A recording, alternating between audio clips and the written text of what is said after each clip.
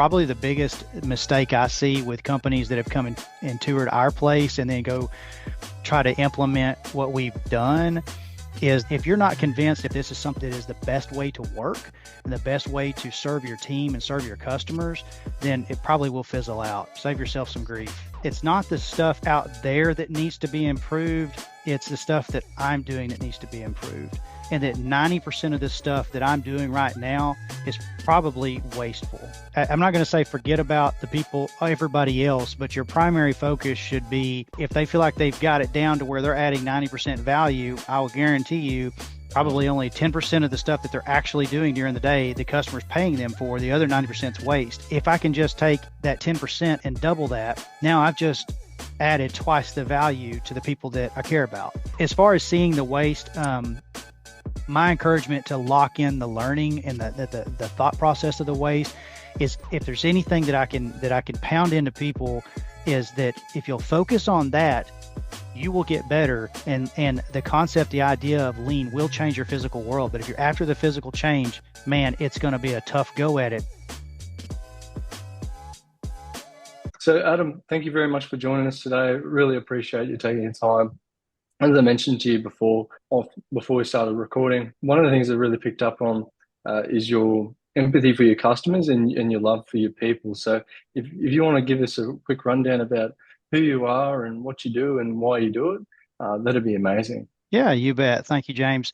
Yeah, my name is Adam Steck, and I started Southwest Steel Buildings about a little over 20 years ago. I started as a day laborer framing houses when I was 14 years old. So I've had, construction in my blood since I was a young teenager and kind of came up through doing framing work and trim work and mostly working with wood and went off to college, wound up going through about my junior year, about 3 years of college and decided that college wasn't for me and I was ready to start my own business. And actually at the time I'd already had a small business and realized that the things that they were teaching in there were outdated already because I was already in the business world. So I was like, why am I paying them to tell me stuff that's outdated? I'm just going to go do it on my own. So I wound up starting a metal roofing company. So I kind of was in construction and started doing metal roofing, more of the install of the metal roofing. And we just had just a constant amount of supplier issues where we couldn't get the material that we needed or we couldn't get it on time. They just didn't understand what I needed as a small contractor. And so we started developing relationships with wholesalers where we could basically just buy the material for ourselves. And we set up a small shop. We started doing some on-site roll forming for metal roofing and started buying some equipment and all that stuff. And local contractors would come to us and say, hey, we know you're technically our competition, but would you mind supplying us with some of this, buying panels for us or roll forming panels or break and trim. So it kind of started this thing that I wasn't even really expecting as a supply and a manufacturing type company and breaking that off a few years later and just selling off the metal roofing company and just maintaining the manufacturing portion. And that rocked and rolled along for about probably about 10 years. And I realized I needed to diversify. So I bought another company that did more of the steel manufacturing instead of just the cladding and the cladding manufacturing. So we started doing the steel frames and design and engineering and doing some of the turnkey work where we'd actually do some of the on-site construction of those. Yeah, so that's kind of the getting into closer to present day. And it's funny, we were talking about the weather earlier, and it was actually in an ice storm that we had here. It was something crazy unusual. We had just probably 2 or 3 inches of ice on the ground, something that killed a bunch of trees around here. But that was in February of 2021. Had this tremendous ice storm. We couldn't work. We were shut down for 3 or 4 days. And just prior to that, I had found this guy called Paul Akers online and watched some of his YouTube videos. And I found his book and I started listening to his book actually the weekend before this ice storm hit. And on Monday morning, we couldn't go in. So I texted all my managers and I said, hey, what do you think about getting people to listen to this book, take notes chapter by chapter, and I'll pay them for their time at home if they'll just listen to the book. I'm paying them for their brains anyway, not their hands. And they thought that was a fantastic idea. So we did that. And so it's actually this kind of freak thing that happened that got our company kind of introduced to it of, us not wanting to make our guys take time off. And So wound up doing that, and that kind of started our journey about 3.5 years ago, almost 4 years ago now, with this thing called Lean. So that's kind of how we got to introduced to Lean, and it's been kind of a wild ride. I've been to Japan twice with Paul. I've taken 5 of my team members to Japan. Been to a couple of the Lean Leadership Summits. Went to Ireland 2 years ago, and then to London last year.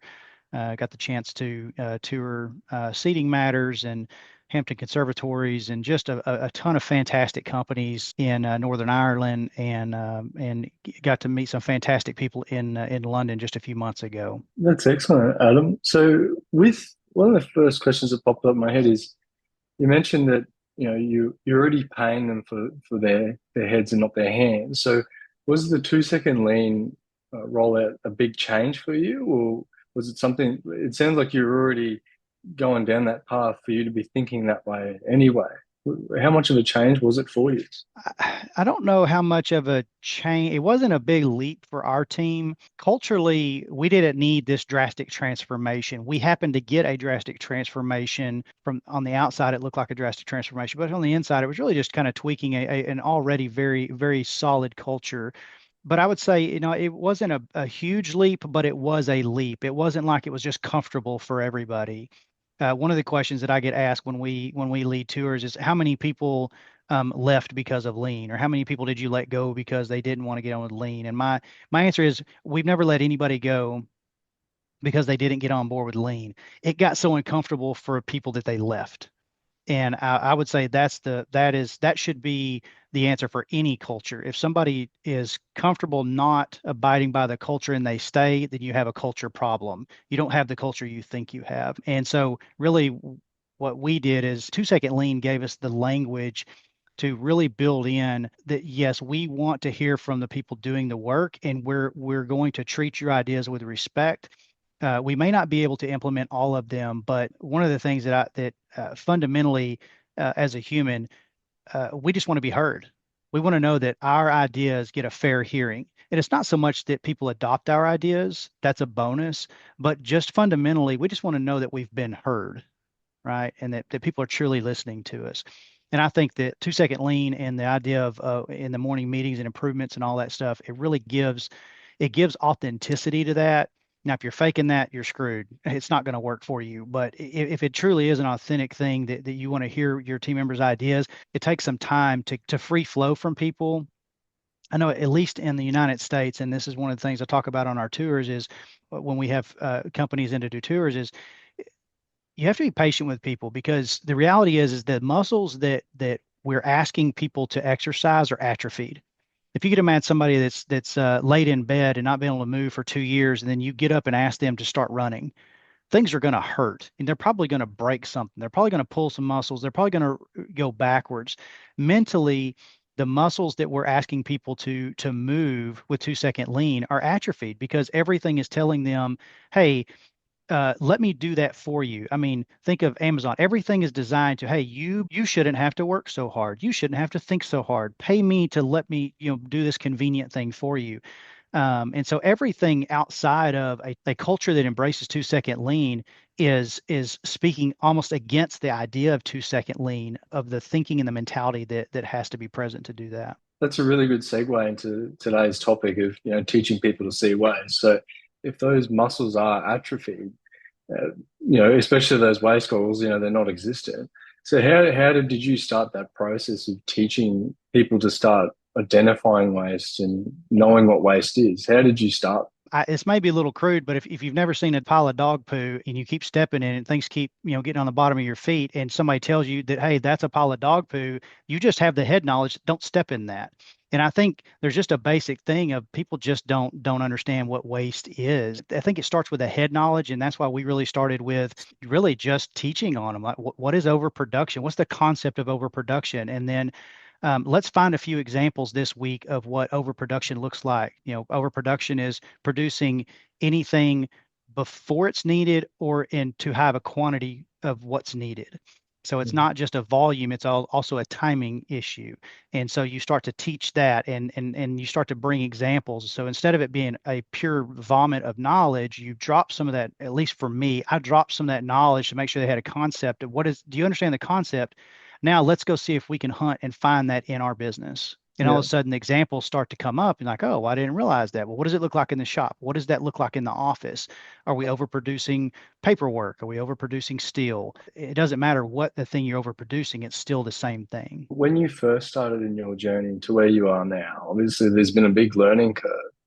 Would you change your approach at all, or did you change your approach at all throughout the time to be able to help teach people that come on board to your organization to see waste? I think it's kind of different. It's when you learn to ride a bike, you're always a little bit awkward in the beginning, and I think the difference with you knowing how to ride a bike and teaching somebody else versus trying to teach somebody you've never ridden a bike before. So I think you can always look back and find things that you would do different and you do different. I would say if you really have a continuous improvement mindset, you should be doing things differently than when you started because you probably didn't do them correctly to begin with. Yep. The morning meetings are just such an important part of what we do. I mean, we talk about the waste cycle and parts of the waste cycle every day. We show an internal improvement and an external improvement video every day. And then we try to identify, somebody will walk through what was the waste there, what was the burden there. We've just recently started using the concept of burden, idea, action, outcome to where sometimes the head knowledge of waste gets lost sometimes, but people can identify the fuzzy thing of, well, that just was a burden to me. It's kind of along the same lines of fix what bugs you. And so we're starting to use the word a lot more of burden instead of waste, but it's essentially the same thing. It's an awkward process. I don't really Yep. know what the waste was. It was just an awkward process. And so, okay, fantastic. You don't really have to tell me what the waste is. If you know it was awkward and it wasn't providing value, now how are we going to, what's your idea to change that? And then what action are you going to take on that idea? And then what was the outcome of that idea? It's essentially the PDCA cycle in different words. Did that answer your Yep. question? Yeah, Okay. 100%. I think I asked that question from the perspective of, a lot of us in this group are still so new and learning this way of working and teaching it this way of working. And so we want to uncover what are the lessons that you've learned in trying to teach people to find waste over your time. So which leads me to the next question is there any common mistakes that you'll see other organizations or other leaders make when they are trying to start introducing this idea of waste? Like, let's find and identify waste. They go way too fast. Yep. They go way too fast. They go way too broad. Probably the biggest mistake I see with companies that have come in and toured our place and then go try to implement what we've done is that they try to copy the results that they see with us. We're a fairly small organization. We have 25 team members. We've had companies come through that have, 1,000 plus employees, and they try to replicate that with 1,000 employees, and it's just not going to work. It's a different animal, and it really needs to be in that small group mentality. In my experience, once you get above, from what I've seen, again, I only know where I've been. We've been to 25, 26, 27 team members. But once you get a group of above about 30, people start to kind of fade to the background and people just kind of tend to observe instead of participate. But that's with a group of any size, really doing anything. So I think going too broad too quick. And then trying to go too fast because they see the need for the results, and it is something that is going to take 2 years to do. But it just starting with teaching the waste and then just doing 3S and just sort, sweep, standardize. Sort, you're picking up, are things in the right place?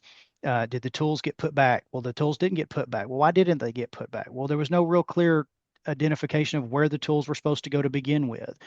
You sweep up. One of the things that we talk about around here is don't sweep to clean. You sweep to observe what was swept. So if you're sweeping stuff off the floor, look at it, poke around in it. Is there sawdust and grease? And okay, well, why is it stuff on the floor to begin with? What's producing that? I mean, 3S is not about cleaning. It's about finding opportunities to improve. And then standardize, use that opportunity to standardize. If a tool is continually not being in the right spot, then stop, standardize the place of where to put it back, and then communicate, hey guys, this is the new standard of where the 9 millimeter wrench goes, the 10 millimeter wrench goes. And it's doing that thousands of times that all of a sudden now you get this tremendous momentum. You look back like, where did it come from? Well, it came from doing it 1,000 times and people's thinking changing in that 1,001st time or the 1,002nd time. One of the things that I find here in my role is they're just so used to walking around, the dog poo all day. They've been, Mhm. some of the team members here have been here for 50 years. They've literally worked here since they're 17, and now they're about to retire. And now we've Mhm. come in with a lean transformation. They've gone. They physically are just so used to being in the waste that they don't see it. You can show them the videos and they get it. But I was just wondering if you have someone like that, how would you approach that situation? Well, I mean, we definitely we had some of that attitude when we got started. It's easier to fan a flame that's already there Yep. than to try to light wet wood. Those people are just wet wood, then man, give them time to dry out, but don't just keep trying to throw flames at them. They just need time. If they're ever going to get it, they just need time. Gave a talk at the summit, and one of the things that I talked about was my that guy in my organization. His name's Jeff, and he's been with me for 17 years, and I love him to death. He's like a brother to me, but he didn't do anything that would prevent lean from happening. He just wasn't convinced that. I mean, he's an old timer. He's comfortable doing the old thing and all that. And finally, about 2.5, 3 years into it, I finally got to the point where I was like, Jeff, there's a part of the line that he was responsible for is like, we really need to change this part of the line. And I had an idea. I dropped it on him because I don't think it's going to work. And I said, that's fine. And I respect that. But would you be willing to try? And if it doesn't work, we'll go back to the old way. But if it does work, let's let the results guide our next step on what we should do next, how we should continue to improve that. And he said, deal, we got it. And so we transferred this line from operating from a crane to using conveyor rollers to transfer this material. And it was like the veil was lifted off. I mean, it was like all of a sudden he just saw it. But so I just challenged it. But I gave him the respect of saying, "Hey, if the old way is actually the best way to do it, I promise you we'll go back to the old way. But will you respect me enough to let's at least try this new idea?" Again, it's a mindset. It's all a mindset. It's not that, people are just, want to be old codgers and stuck in their ways. It's just that's comfortable. That's what they know how to do. And so that would be my encouragement is if you've got somebody that's on fire, then man, fan that flame. Do that. And if people are wet wood, give them time to thaw out, give them time to dry out, and eventually they may catch. The consistency of you are convinced that this is the right thing for your organization is more important than people actually buying into it right now. So many people are tired of the flavor of the month management technique. I mean, how many you guys I'm seeing, 6 or 8 faces on my screen here. I'm sure every one of you have been involved with something that was, this is going to revolutionize our business. This is going to be the next big thing. And 3 months later, we're like, what happened to that thing that was going to revolutionize our business? Where did that? Oh, well, so and so abandoned it as the best management technique or whatever the case may be. So people are just tired of that, and you have to be willing to plug through that. And if you're not convinced if this is something that is the best way to work and the best way to serve your team and serve your customers, then it probably will fizzle out. Save yourself some grief and either buy in or find the next course to buy online or something.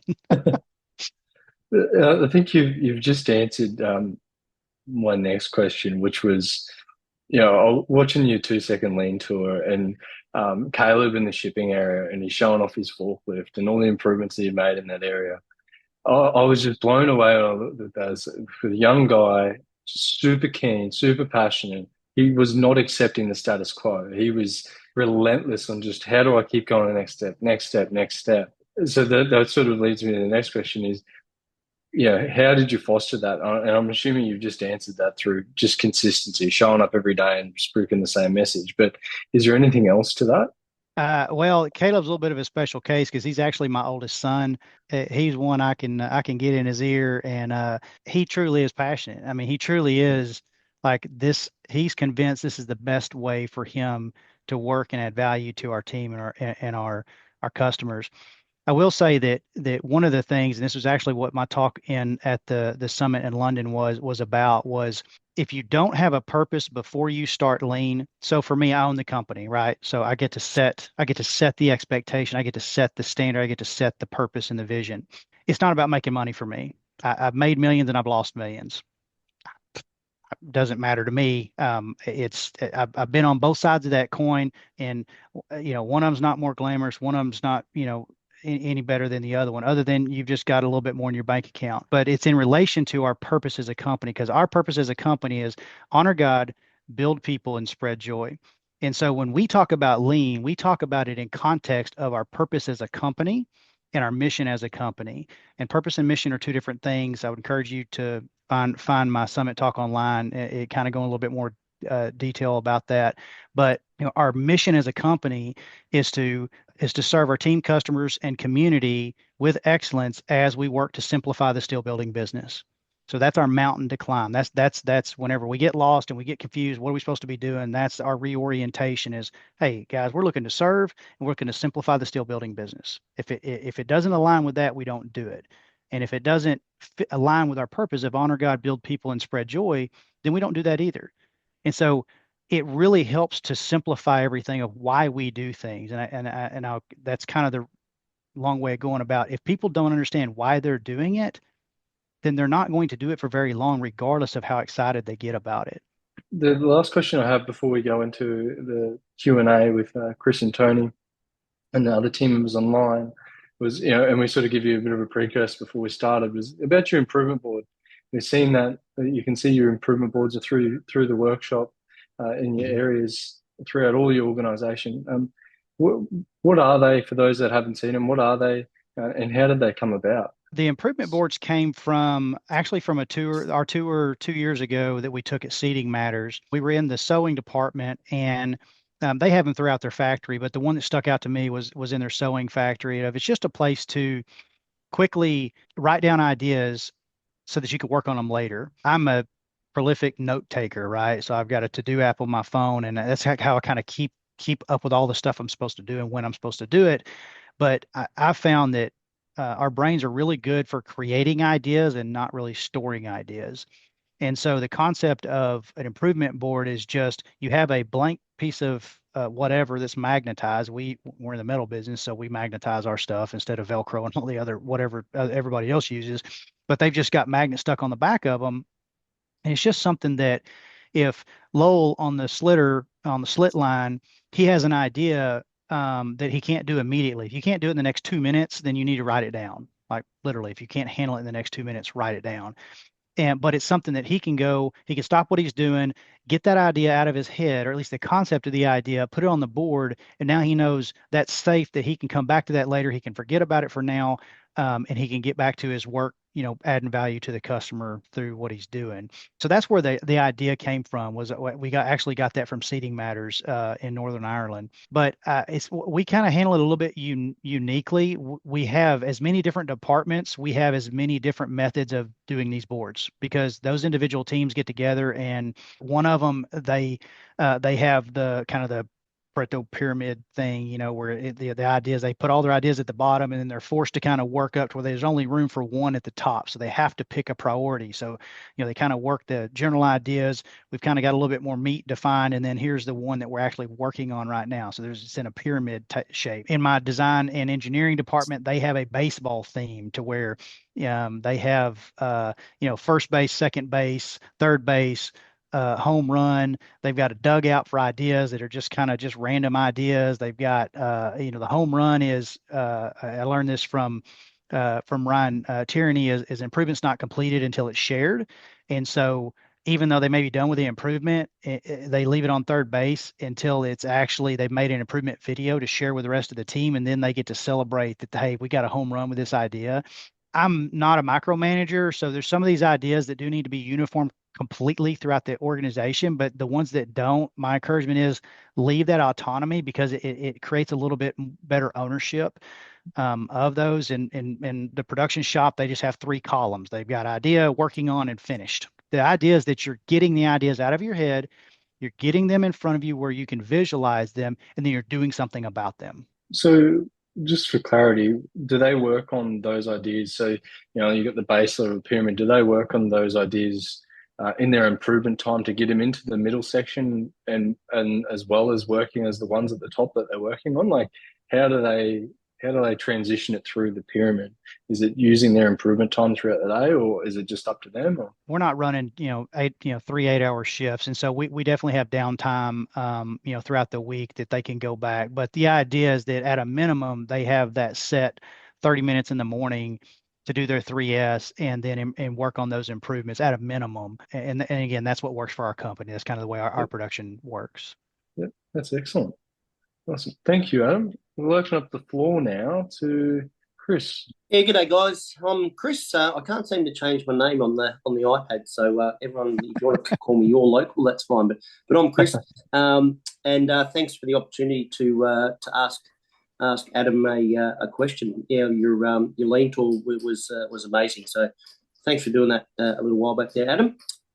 My question is, what's the biggest impact financially with the 8 wastes? Which one would you pick out first would be the biggest financial issue? So I'm going to throw a little bit of a curveball here because we use the 8 waste, but we also talk about probably the most important waste, and that's communication. So we actually have the 9 deadly sins of waste. I've never tracked an improvement ROI. That's just not my nature. I want to see people's ideas generate, but my suspicion is that when we started to focus on wasted communication, that probably feeds better into all of them. To me personally, clear and concise communication being one of our Southwest ways is clarity is kindness, and being kind in that clarity too. You don't have to be a butthead about it, but it's like, hey, there's a lot of waste in your area. It's like, let's talk about this. But I would say probably communication to answer your question directly. It's a fuzzy thing, but it touches all of the other ones. If you don't know how to communicate that, hey, excess inventory simply is a pile of stuff. Look for a pile of stuff. Mm-hmm. Yeah. That's simple communication. You can talk all day long about excess inventory, but if you can't boil it down to, hey guys, we're just looking for stacks of stuff today. I don't care what it is. I just want us to be able to identify what a stack of stuff looks like, and then let's dig into that. Yeah, communication is, I reckon, that's spot on, because miscommunication can cause defects or rework. So that's very clear. Thanks, Adam. Excellent. Thanks, Chris. Well, hey, Chris, one thing I would add is that you have to realize that today, 90% of the stuff that I did today added zero value to my team or my customers. 90% of the stuff that we all do will add 0% of value to our customers. And I think it's starting with that understanding of adding value and feeling like you're adding value are two completely different things. Mm-hmm. So value is what the customer will give us money for. They'll pay us for that. Feeling like you're adding value is the thought is I should be able to charge for this, but nobody will pay me for it. you know, and I think it's starting with that basis and just realizing that it's not the stuff out there that needs to be improved. It's the stuff that I'm doing that needs to be improved. And that 90% of the stuff that I'm doing right now is probably wasteful. Excellent. Tony, I'll hand over to yourself. Thanks, James. You've left me breadcrumbs with your questions. But hey, Adam, great to meet you. And you've obviously been in business for a while. And, before you got to 2-second lean, I guess your crew thought that they were doing a pretty good job, right? Absolutely. And we were, by the standard we knew. Yes, yeah. And I have the same with my crew, right? I run the New Zealand part of Andritz, building or doing major maintenance on hydroelectric generating equipment. So big turbines and generators. It's a sort of one-piece approach where we do one and then we do the next and then we do the next, depending on how many units there are in the power station, 3 to 8 or something. You do the first one and it's horrible, because this is all prototype design stuff and you have design errors and you have lots of things to fix. It's easy to find improvements on the first unit, and we easily improve 20, 30% just on the things that are really obvious, the really obvious wastes, defects, that kind of thing. You get to the second or the third unit, everybody looks around and says, I've made it as good as I can. Yeah. And this is where my challenge starts to be, because for sure there's still huge amounts of waste there, and I guess my challenge is communicating and training those wastes to a team that thinks that they've done really well, and they have, but they need to keep going, because you've made it 3 times doesn't make you an expert. Right. In seeing the waste. And it seems to be a bit of a mental barrier. You talk to the guys and they say, they can tell you the big list of things that they have done already, and they feel it's hard to challenge them about but what are you doing now? What do you see now? And yeah, it's down to me, I guess, to get better at helping them see waste. I was wondering, did you have that experience, or do you have that experience too? And how practically are you teaching the wastes and bringing them to the guys in their situation? And I don't know you that much, Tony, but I'm going to go out on a limb and say that you'll receive this well. Is whenever lean goes from the physical to the mental, that's when it goes from it gets into the leadership realm, to where you have to lead better. You've got to figure out a way to know your guys, know what's tripping them up, and now you're actually in lean leadership instead of just the concept leading with lean. It's a difference. So I hope you receive that. But it's funny because 2 weeks ago, every week we set a theme. I try to set a theme for the week for our morning meetings of just a concept, a 30,000-foot concept, and then we kind of flesh that out throughout the week with the different leaders for the week. But the one that I dropped out there 2 weeks ago was going from 10, 10, 10. So $10, 10 steps, 10 minutes, to how do you get to 1 cent, 1 second, 1 step. And it's really easy to get to the 10, 10, 10. And I think that's the stage that you're talking about, where it's, hey, we've got 90% of the way there. And we should, and they should feel, they should have a pat on the back. And they should be celebrated for that. Absolutely, no doubt about it. But now it's where it goes from the physical to the mental. And a leadership principle that we talk about in here is the window and the mirror. And whenever we run up to a leadership principle or something that's not going right, we have 2 choices. We can go to the window and point outside of whatever thing's not working right, or we can go to the mirror and say, hey, what do I need to do to fix it? And so I think that's probably the stage that you're at, or your guys are at, is they've been kind of looking out the window of, hey, we can fix that. We can fix that. Probably even looking at other people's areas. Hey, you should really work on that. And you should work on that. And now we're getting to, hey, there's no more stuff to look at out the window. Now it's just the mirror we're faced with. And the human tendency is, I don't want to see all the warts, and I don't want to look that close, at my own face in the mirror. So that may be the stage that you're at, and that your guys are at. So from a leadership principle, my challenge to you would be, you look in the mirror and say, hey, am I digging down past that 10, 10, 10? Am I accepting, am I leading the way in showing them what it looks like to go beyond the low hanging fruit and working on that stuff myself? No, that's good advice. I'm not on site each day, right? So I'm miles away. I visit regularly, but I have to work through my leadership team, right? And I have to encourage them to pursue the waste with their guys, yeah. And so it's pouring into those guys. It's pouring into those guys. My effort. So, yep, it's whoever your on-site leadership is, it's pouring into them. And I'm not going to say forget about the people, everybody else, but your primary focus should be those leaders on site and making sure they understand it, because the troops will do what the platoon leader does. I don't care what the general says. They're going to do what the platoon leader does. Yeah, it has to work that way. Yep. I'm similar size to you, so I'd be about 25 guys, yeah. But at 25 guys, it's too much already for me to individually. It is. It is. So. Yep, for sure. Did I answer your question, Tony? No, it's all helpful, right, Adam? I'm feeling my way along. I have a team that's doing quite well, and a team that I need to sort of pull along better. It's the team I need to pull along that I need to somehow connect better with. It's, I guess, a series of management experiments. Thank you very much, Tony. Edwin, have we got any questions in the group chat at all? Yeah, we've got one from Trevor. Trevor, do you want to ask? Yeah, thanks, guys.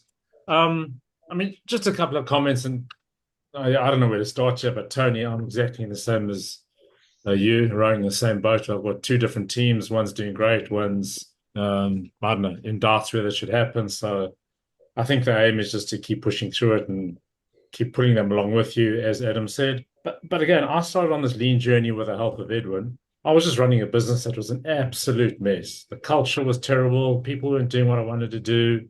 I was, again, being dictatorial because they just weren't doing anything. And I think this whole lean has just changed my whole mindset. So, listening to Paul, Ryan, and yourself now, Adam, I think it's all about letting your team make their own decisions and try and guide them into becoming better people and giving them ownership to do their own stuff. So I think just putting that back on them, it's actually forcing them to go and look for the waste and try and fix systems and be better like leaders themselves. Mm-hmm. So just one comment that worried me, Adam, when you said 90% of the stuff that you do adds no value. So I'm here trying to teach my team now to, guys, unless the customer's willing to pay for it, we shouldn't be doing it. Wondering why you're doing 90% of things that are not adding value. To me, that's just waste, and we should be trained to cut that out. Just understanding the reality that 90% of the things we do each day are more than likely waste. That being a statement of fact. And so even with Tony's guys, it's if they feel like they've got it down to where they're adding 90% value, I will guarantee you probably only 10% of the stuff that they're actually doing during the day, the customer's paying them for. The other 90% is waste, even though, again, it's the perception of value versus actually adding value. And it's understanding that reality is, even with me as the owner of the company, I feel like I run a very efficient day. I'm dialed in. Still, only 10% of the stuff that I'm doing each day, the customer is adding value to the customer. That's not a statement of a derogatory statement. It's just a statement of fact to say, hey, there's always that 90% I can work on, and I need to evaluate and find out what's adding value to my team and what's adding value to my customers. But no, we shouldn't be doing them. Some waste is necessary. You're not going to get rid of all waste. Right. I mean, I've got to drive to work in the morning. Is that adding any value to my team by me physically getting in my truck and driving to work in the morning? No. I mean, but I got to get there somehow. It's kind of evaluating that and saying, okay, if I can just take that 10% and double that, now I've just added twice the value to the people that I care about, which are my team and my customers. It doesn't take a whole lot to increase the value by a massive amount, but you don't need 2 days in one. You just need to figure out, hey, how can I pull 10% from that 90% that it's not working, that's not adding value, and then just switch that to value add. I could probably work 3 or 4 hours a day and get everything done. Matter of fact, I just came out of football season and I coached my son's 6-man football team, and I only had about 4 hours a day to work. And the rest of the time I'm spending coaching football and driving back and forth and all that stuff. Well, you know what? I actually got the same amount of work done as when I have 8 hours in a day. Just that 1% improvement every day. Yeah. Only 1%. Yeah. Okay. Thank you. Excellent. Did that answer your question, Trevor? Yeah. That was really good discussion there. Is there any other questions that we've got, Edwin? None on the chat, but I've got a question for Adam, which is, you've got a Google Drive and you save videos on there and you split it up into the different wastes. Is that one of the methods you use to help train people to see waste? Yeah, but mostly that is for archiving to go back if we need to look at something or we want to see how something's come along. I encourage our team to not wait until the improvement's complete to do a video. To me, the improvement's not what I'm after. I'm after the thinking behind the improvement. And so we get to actually document our thinking along the way. The improvement is just the opportunity to level up our thinking. Now, the benefit is you get to archive how the physical world looked whenever you made the improvement on whatever line or the generator maintenance cart that you have or whatever the case may be. But yeah, I think we're up to about 600 something videos in our drive of improvements we've made around here that have been documented, and we try to categorize them by waste. We're doing that for the morning meeting. So once we use them in the morning meeting, it's just how do you categorize them where you can go back and say, hey, I want to go back and revisit overproduction. And here are examples of what we've found is overproduction in our company. So it kind of brings that close to home when you're going back over that stuff. Okay, that makes it more clear. And then, sorry, just one last question is, if you had to put an equation to how people see waste, what would that equation look like? So this plus this equals seeing waste. I don't quite follow the question. I'm not, and I'm a math person, so I'm trying to figure this one out here. So the way I see it is morning meeting plus before and after video plus capturing improvements equals seeing waste. Something like that. Like, what are the steps, What are the practical thing? Because I know like you do everything through your morning meeting. That's where a lot of your training gets done. But I'm not sure outside of that. Yeah, I would just say that people have to understand the definitions, right? So, and I think you can go through Ryan's book, and those are the technical definitions, but that doesn't mean people are going to understand how to see those things. And so I say getting those bite sizes, getting out to the Gemba, getting out to whatever it is that you do, and saying, hey guys, this is what overproduction looks like. This is what excess inventory looks like. This is what wasted motion looks like. One of the things that tripped us up was using too many Japanese terms. We quit using them unless they were like, absolutely critical. We're, rednecks from East Texas. So some of these Japanese terms, it's like, why are we using this? I don't need to use the word muda and mura and all that stuff. I need to use English because that's what we understand. So again, that's a communication waste right there. I'm trying to replicate the Japanese thinking, not the results, because the thinking is going to translate differently in America or Australia or New Zealand because there's local customs, there's all of that stuff. So the idea is not that we all become Japanese. It's that we see their thinking and we can replicate their thinking and their humility and take some of those lessons back and apply that to our local culture and the way that we run our businesses. Awesome. So as far as seeing the waste, my encouragement to lock in the learning and the thought process of the waste is get it from the definition, from the technical to reality as fast as possible, so that they're making those neural connections of this is what waste looks like for Tony's group or Trevor's group or Caleb's group or whoever's group. This is what it looks like for us and not what it looks like for some other company. And that's why it's really important to have internal videos to try to get those as quick as possible, but also using external videos so you can see where, I use a lot of Norm's videos. I mean, he from China, I use a lot of his videos because they're so practical and he does manufacturing, we do manufacturing. And so a lot of that translates really well. But some of the nursery, the videos with plant-based stuff, nursery stuff, they don't translate as well for our team. So I'd say find externals and then go kick the pile of poo and this is what a pile of poo looks like, guys. Thank you very much, Adam. We've got a ton of notes, lots of reflecting to do. Team, I think it's a good place for us to close out the session. Yep. So thank you very much for everyone for coming on today and listening to Adam share his wisdom with us all. James, thank you. And Adam, thanks, Steck, for your time. Yeah, thanks. Yep. Okay. Yep. Thank you, guys. Yeah, my encouragement to you guys is the temptation is my physical world around me needs to change, and it will, but don't skip the learning part of it, the mindset part of it. One of our Southwest ways is mindset over skill set. And if lean stays as simply a skill set to do things more efficiently, don't waste your time. Like, man, just don't waste your time. It is a mindset that allows you to be able to adapt to any situation, that allows your company, your people to be able to adapt to anything. I'm confident that my crew, we manufacture steel buildings right now, but if we had to get into manufacturing pencils or whatever, I feel confident that we would figure it out in very, very short order because our mindset is there. It's not that we're going to go and try to duplicate the way somebody else manufactures pencils. We're going to go in and figure out and be able to shake it out really, really quick.